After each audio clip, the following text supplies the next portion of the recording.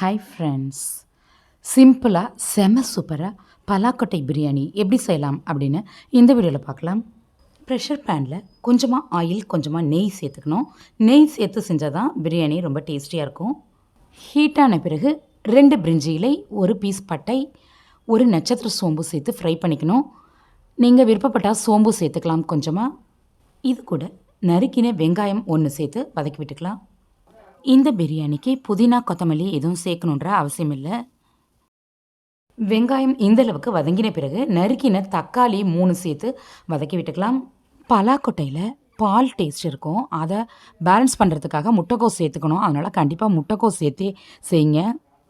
இது கூட கொஞ்சமாக உப்பு, 1/2 spoon garam masala, 1 spoon plain மிளகாய்த்தூள் சேர்த்து பச்சை வாசம் போகிற அளவுக்கு வதக்கி விட்டுக்கணும். தக்காளியும் நல்லா மேஷ் ஆகணும்.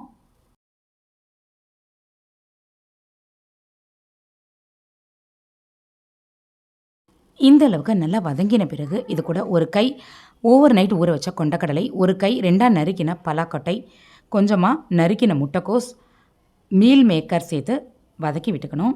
மீல் மேக்கரை எப்பொழுதும் போல் சுடுதண்ணியில் உப்பு சேர்த்து வேக வச்சுட்டு பிழிஞ்சு எடுத்து சேர்த்துக்குங்க. பலாக்கொட்டையை தோல் உரிச்சிட்டு 2ஆக கட் பண்ணிக்கணும். கொண்டக்கடலை சேர்க்கறதுக்கு பதிலாக ஃபுல்லாக பலாக்கொட்டையே சேர்த்துக்கலாம், இன்னும் கொஞ்சம் அதிகமாக. இது கூட 1 ஸ்பூன் இஞ்சி பூண்டு விழுது சேர்த்துக்கணும். இஞ்சி பூண்டு விழுதை ஸ்டார்டிங்கில் சேர்க்காம இந்த மாதிரி ஸ்டேஜில் சேர்த்து செஞ்சு பாருங்கள்.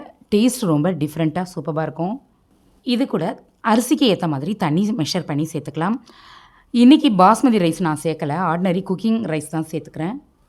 உப்பு செக் பண்ணிவிட்டு உப்பு தேவைப்பட்டால் கொஞ்சமாக சேர்த்துக்கணும். தண்ணி நல்லா கொதிக்கட்டும். கொதித்த பிறகு நம்ம அரிசி சேர்த்துக்கலாம். இது கூட நீங்கள் பாஸ்மதி ரைஸ் சேர்க்குறதா இருந்தால் 20 மினிட்ஸ் ஊற வச்சுட்டு சேர்த்துக்கோங்க.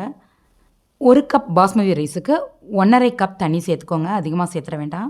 நல்லா மிக்ஸ் பண்ணிவிட்டு தண்ணி ட்ரை ஆகிற வரைக்கும் ஓப்பனில் குக் பண்ணிக்கலாம். இது மாதிரி கம்ப்ளீட்டாக தண்ணி ட்ரை ஆகிட்டு சேர்ந்து வந்த பிறகு க்ளோஸ் பண்ணி வெயிட் போட்டு விசில் எதுவும் வர வேண்டாம். ஸ்டவ்வை சிம்மில் வச்சு 10 நிமிஷம் குக் பண்ணிக்கணும். 10 நிமிஷத்துக்கு பிறகு நல்லா ஆற விட்டு ஹீட் கம்ப்ளீட்டாக ரெடியூஸ் ஆன பிறகு ஓப்பன் பண்ணி பார்த்தா அருமையான ஒரு பலாக்கொட்டை பிரியாணி கலர்ஃபுல்லாக ரெடி ஆகிட்டு. நீங்களும் ட்ரை பண்ணி பாருங்கள், ரொம்ப டேஸ்டியாக இருக்கும். இது ஒரு லஞ்ச் பாக்ஸ் ரெசிபியாகவும் நம்ம யூஸ் பண்ணிக்கலாம். லஞ்சுக்கு கொடுத்தா பசங்க ரொம்ப விரும்பி சாப்பிடுவாங்க. சேனலை இது வரைக்கும் சப்ஸ்கிரைப் பண்ணாதவங்க ப்ளீஸ் பண்ணிக்கோங்க. பக்கத்தில் இருக்க பெல் ஐக்கான் ப்ரெஸ் பண்ணி ஆல் ஆப்ஷன் கொடுத்துக்கோங்க. இன்னும் நிறைய சூப்பரான வீடியோஸ் நம்ம சேனலில் இருக்குது. டைம் கிடைக்கும் பொழுது பாருங்கள். இந்த வீடியோ உங்களுக்கு பிடிச்சிருந்தால் லைக் பண்ணி ஷேர் பண்ணுங்கள். இந்த வீடியோக்கு கீழே உங்களுடைய கருத்துக்களை பதிவிட மறந்துடாதீங்க. வணக்கம்.